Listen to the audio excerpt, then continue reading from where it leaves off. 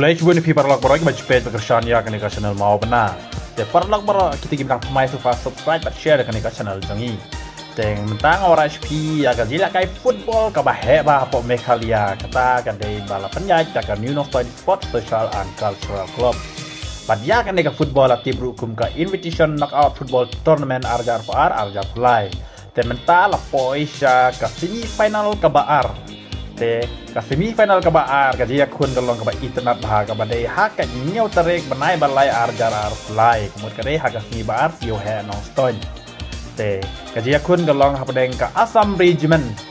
Jadi gi player sipai jong ka Mekhalia kini kun besar ia ka Ribhoy United ka ba dei na ka klub na por Ribhoy.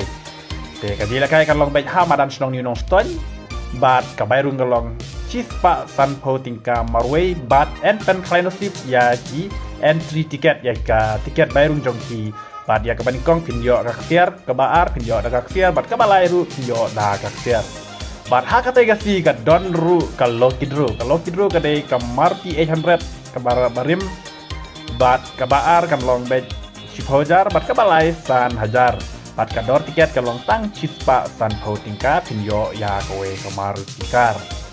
bat ko parlok baros go bas cha skor ya kane ka jimbun na jonga ha kane ka kai kalong ka ba internet bahadu kata ha ka faslek ka Assam Regiment kalam la ban prelim ya Ribhoy United da arkul la sigol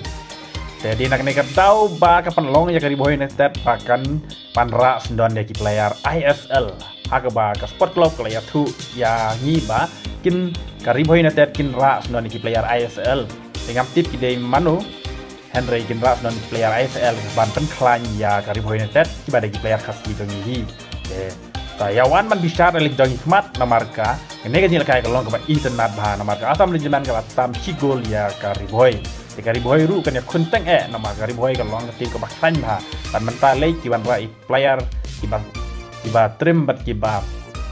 biang bah kiba mi napo ka klub ISL atin wan banyak kun hakan ni ha ka ba kan nega klub Ribhoy United ka bala coach dau ai berlang kongji udah bala player perform jong ka dia kunju jong ka Mekhalia player kasih doni